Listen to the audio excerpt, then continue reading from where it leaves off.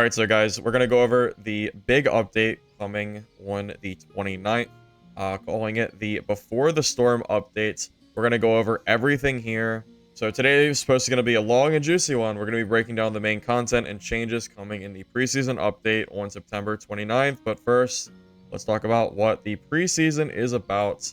The preseason is all about testing the changes we've lined up for Season 1, aimed at DB's core players. We're hoping you'll dive in, test things out, and give your honest feedback. We appreciate your patience, dedication, and support as we continue on this journey. I mentioned this already. This preseason update is going to be like a stepping stone for Season 1. If this update isn't good, then Season 1 will never be successful. This has to be good. I've mentioned that a few times now. With this in mind, the preseason update won't involve wipes, servers, realms, or progression. So do not expect any of this in preseason. This is going to be for Season 1. So what's new in the preseason patch? Glad you asked. Part 1, no more BS matchmaking. I don't know if I could have said that better myself. Yeah, the matchmaking right now was not good at all. It really is just a load of BS. Since launch, we received tons of feedback about matchmaking quality and its issues. After lengthy discussion, we've made a decision. No more matchmaking. In the preseason, we want to eliminate uncertainty caused by matchmaking system and allow players to choose their own identities, whether it's starting with low-tier gear, the rat, or gearing up to the max to wreak havoc as a Chad. So I mentioned this yesterday. I'll go over the chart here, but basically every single map is going to be separated by gear. So you always are going to know what gear quality you are going to see in fights. All map difficulties will have gear quality restrictions that are clearly visible to all players. This is really the big thing. It's that the gear is going to be very visible. It's no longer going to be like, okay, well, is this match going to have full purples and legendaries? Well, no. You know exactly what they're going to have, which is fantastic. If we compare extraction games to a casino, we should offer slot machine, low risk, low reward, medium risk, medium reward, high risk, high reward. I guess that makes sense. So I think that's the point of like casual, classic, and hard. Casual will be like the low risk reward. Obviously, classic will be medium, and then high road, hard mode will be the high risk, high reward. Furthermore, having clear brackets will ensure that high gear level players will never appear in beginner lobbies. Yeah, this is a big issue. People have been running around in greens with Galeflight for a while now, which is just completely game breaking and not fun for anybody. And this is what it looks like. I showed a teaser of this yesterday, but we have casual, castle, and Sinner's End with rarities, low, low plus, low, low plus for rewards and risk. Classic mode is going to be castle, Sinner's End, and of course the rarities are going to slowly increase. So if you play classic castle, you can only play in greens and blues. If you play classic Sinner's End, you can only play blues, purples, and pinks. You have to go to hard mode to play in legendaries and uniques. This is not something that was written yet. There's one change that I know, at least myself, I'm not too happy about. And I don't know if the community feedback is going to be agreeing with me or not. So this is really going to be up to you guys. If you don't like this change, then it's up to you because I have no power to influence it at all. Hard mode is not going to be accessible by solo players. This is the only change in the entire patch that I am not too keen on because I am a predominantly solo player. I don't want to be forced to play teams if I want to play in legendary or unique gear.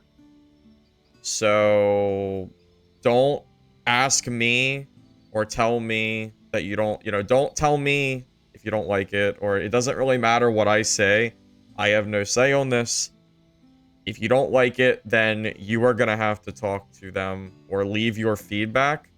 And hopefully that maybe gets changed for Season 1. But I have no say in this at all, so don't ask me to do anything about that. You have to let yourself be known. Don't rely on me here. I am just the messenger. Hard mode will not be accessible by solos. only duos and trios. So if you play solo, you will never be able to use a legendary or unique again. Alright, so part 2. Fortune favors the bold. After the update, the differences between each difficulty will be more significant. Remove the warding poison circle for casual. I assume this is for Sinner's End and Castle. In classic and hard mode, early portals will be replaced by broken portals, aka green portals, which require a resonance stone to activate. Triple broken portals require the one-time consumption of 3 resonance stones. Moreover, their energy forms are unstable and will be destroyed by poison circles. Alright, so we have a new type of exit portal, basically, that requires an item to leave. That the poison destroys, so you have to take it early. Remove the fixed extraction points in classic and hard mode. Alright, storm rats. All of you regrowth druids out there, rogues, who like to sit in storm all game and extract. That's apparently not a thing in classic and hard mode anymore. So, there you go. Slightly increase the power of monsters in classic and hard mode. I don't have much input on this. We'll just have to wait and see what this means. Is it attack damage? Is it health? Is it density? I don't really know. Overhaul the placement and distribution of monsters, elites, and bosses for all difficulties. Okay, we'll just have to wait and see what that looks like. Since there are greater risks, there need to be more dazzling treasures to reward the brave adventurers who venture into classic and hard mode. Fortune favors the bold. We want to make sure that the risks you take are properly rewarded. First, we can now officially inform everyone that the global drop cooldown has been removed. Hallelujah. This is the dumbest mechanic this game could have ever had. It was never good. It hasn't been good. Thank God they're removing it. Get this out of my sight. Moreover, we're introducing some serious treasures into the game. Oh boy, oh boy, oh boy. Alright, so these are the new treasure values. I think these are going to be extremely rare. Thinking like brown plus rarity. If you think you're going to just randomly get the golden lion's head every game, that's not probably going to happen. I imagine this is going to be like you play like 20 games and then you might find this once. That's what I'm guessing, based on how rare like the crown even is for 30k. So keep that in mind. The treasure has high value, but it's probably stupid rare to get. Okay. You can obtain these treasures by engaging in brand new map mechanics, which we'll dive into below. It's fine. Simultaneously, we rebalance the loot distribution by reducing the overall drop rates from regular monsters and significantly increase the drop rates from elite monsters. Okay, so you actually have to kill elites now, apparently, if this is true. Now you'll have a better chance of finding those treasures and legendary equipment when taking down elites. Sorry, solo players. This change ensures that the risk and rewards of PvE are more closely aligned. Tired of the low drop rate of legendary gear not being able to afford them in auction? We've heard your feedback and believe the above changes will address those issues head on, making top-tier equipment more accessible to a wider range of players. Part 3, a richer adventure experience. We're introducing a brand new feature, high, medium, and low resource zones. You can find treasure through the following methods.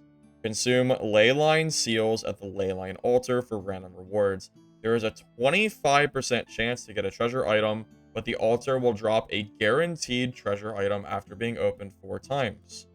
Leyline seals are usually found in high resource zones, which have tougher monsters and greater risks. You can also find seal fragments everywhere and combine 10 of them into 1 seal. New chest types can be opened only after you complete specific objectives, such as killing 10 monsters in the current area.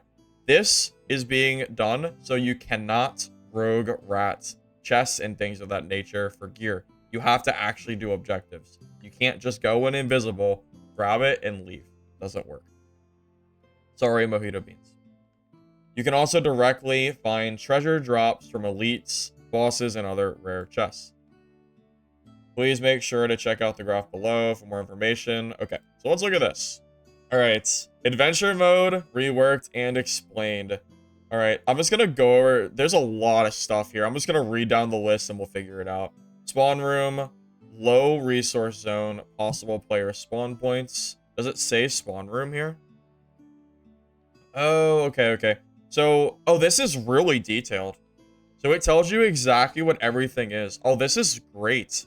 This is such... Yeah, this is awesome. I like this a lot. I can just looking at this. Okay. All right. Level 1 or elite room, medium resource zone, may contain an elite monster with high reward upon kill. Level 2, high resource, overall rewards are higher, may contain elite monsters. Level 3 room, high resource zone, overall rewards are higher, contains a gold chest. Is that the gold one that's usually guarded by, like, Cyclops? Probably. Level 4 room, overall rewards are higher, contains an altar, spawns from a level 2 location room. Okay, so the altar is what drops treasure, which is how you get the really high reward stuff. So level 4 room is going to be what everyone's going for, PvP-wise. Looks like level 3 room is going to be good to loot too, because of the gold chest. Looks like level 2 and below is going to be like the rat areas. Like level 2 you might go to for elite monsters, but the rats are going to be sticking to like level 1 spawn room and maybe level 2. And then the PvP players are going to be going for 3 and 4. Except for people that are, like, trying to, like, you know, like, rogue, loot, and scoot kind of deal. Green portals likely to appear in the outer area of map. Requires a resident stone to activate. Purchased from merchant in advance. That is very important to note. So you have to preemptively buy the item to use a green portal. I wonder if you can find them in-game, too. Blue portal, likely to appear in the central area of map, functions the same as before. So if you like the PvP and you want to just leave in the middle of the map, you can just do that, same as before. Red portal, temporarily disabled, will reopen in Season 1. Okay. So just keep that in mind. There's no red portals, which is fine. I don't know about you guys, but no one uses red portals. They're not worth it at all. Between boss kills being worthless and the loot being kind of mid, no one really uses this except for like a few rats every once in a while. I haven't gone down there in teams in forever. I always just skip the red portals. It just feels like a waste of time. Hopefully they can kind of fix the balance of that with this system. Purple portals. Still has a chance to appear. Entering allows immediate extraction through blue portal. Okay, so if you see a blue portal, you can now just leave the game too. That's actually kind of nice. Sometimes I see a purple portal and I want to leave. So I can just leave without having to worry about it. That's kind of good. I like that. Well, unless someone follows you. If you're in solo, someone can follow you and attack you. So keep that in mind. The room levels vary in each game. Oh, so it's interchangeable, right? Is that what it means? Oh, the ore? That must be what it is. So the 1 or E, 2 or 4. I wonder if when you open up your map in-game, if it tells you what the number is on the map. Hopefully it does. I want the information given to me while we're playing. I hope that's the case. The room level vary, of course. For reference, here's the dynamic room level logic. Okay, so this is that. So it should, right? It says dynamic room level logic. So this is what it should always be. So when I open up my map, I assume that it just tells me what it's going to be. Okay. Adventurers can formulate strategies based on their game objectives and playstyle, deciding their action routes each game. They can also adapt to the situation, judging the current battle situation and weighing the risk rewards before making a decision. Here are 2 examples of vastly different strategies and routes in the same hard mode game. Strategy 1, the play it safe route for 50k gear. Spawn room, level 1, spawn room, elite, spawn room. That's exactly what I said. Like, the rats are gonna just go to, like, the low, like, level 1 rooms and level 2. Because level 2, it's like, I think elite is technically a level 1 with elite, not level 2, but same difference. Extract through green portal, consuming the resident stone bought by merchant. Expected extraction rate, high. Expected profit, moderate. If fails, lose 50k gear on a resident stone. Strategy 2, go big or go home. 150k gear value. Spawn room, elite room, level 3, level 2, level 3, level 4. Use leyline seal to find treasures. Extract through blue. Expected extraction rate low, unless you're firebombs. Expected extraction rate profit very high. If extraction fails, was 150k. Okay. Makes sense. So they're basically trying to give players the option of playing safe or not safe. Notice this, like, yeah, this guy will never see this guy. So he's going to go through like the high hot zone areas. This guy will be on the outskirts ratting around the map, and he'll never see anything. This makes sense. I think this will work out well. Alright, some of the locations of these zones will be randomized each game, so everyone will feel different based on the value of your gear and your goals. Playing it safe or going all in will need to adapt your strategy and route each time. Oh, we already read this. This is just like the strategies that we just read from the paper, right? In addition, to prevent unexpected early PvP encounters and spawn rushings, player spawn rooms will no longer be right next to each other. That's good. Instead, they're spread out around the edge of the map. We have to regularize spawn points to a certain extent to help players plan their routes strategically, whether it's to find treasure or avoid players. Part 4, map structures and better replayability. In the preseason patch, we've taken a hard look at map terrain and made some much needed improvements, fixing some areas that didn't quite make sense. For instance, we've added another ramp to Cyclops on Althos Castle and created new pathways to provide alternative routes. Thank God, Pyro's camping there does not make me very happy. We've also completely redesigned some zones to improve their overall flow and functionality. However, we don't want to spoil all the surprises. We'd rather let you discover changes for yourself. Okay? Look at the map. All right, I'm done playing Where's Waldo. You can, if you want to take a picture of it, here's your chance. If you want it, it's here. That's all the changes to my knowledge that are currently here that have been altered. Castle. More rewarding PvP encounters. We're saying goodbye to Mithril Dice and hello to insurance. You can insure one gear slot of your choice, but it'll cost you more than Mithril Dice did. Of your choice. I said that. I knew that's what it was going to be. If another player takes you out, they can loot your insurance fee. That's what I said too. Check the graphic below to see how it works. Now in PvP battles, you can expect to loot resonant stones, valuable gear sets, insurance fees, and even the treasure items they just got from killing elites.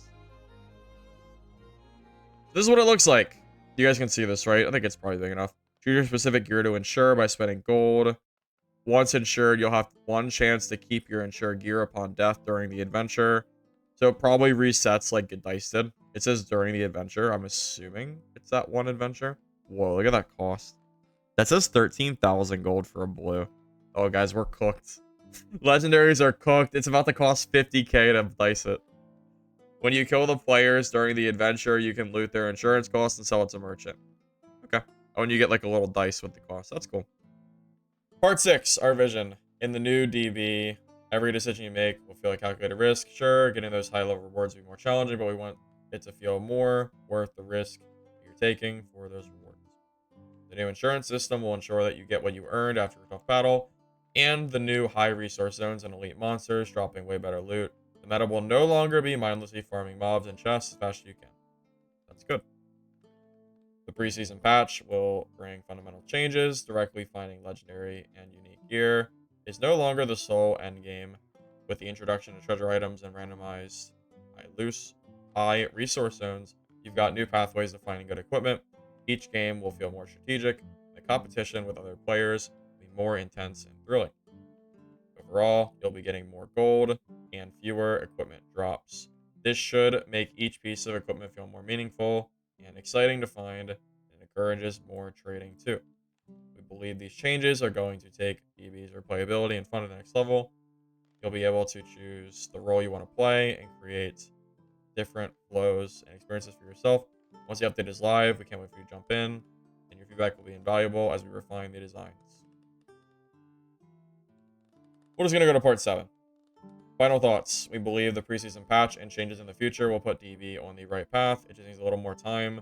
Many great games go through ups and downs during early access, but they come out on top after a few years of polish. Yeah, feedback, etc., etc., etc. Throughout the preseason, we pledged to be open more and receptive to your opinions. We're going to make sure that Season 1 officially launches. It's a game worth coming back to. There you go. They said it here. Open and receptive to opinions. If you want solo hard mode, let them know. There it is. If they mean what they say right here, then they should be receptive to solo hard mode. There you go. We hope you're as pumped by the changes as we are. There's even more to come that we haven't touched on yet. Oh, I didn't even read this part. Okay, so I guess we'll have to do another one of these tomorrow with more info. Okay. So we'll see. want to thank you guys for watching this video. Hope you enjoyed it. If you did, be sure to like the video, subscribe for future content, and comment below what your thoughts are of this patch. I do want to thank Justin Dube, Crash Shuddy, and Pressure for supporting this video, alongside other members. Thank you all. Have a great rest of your day.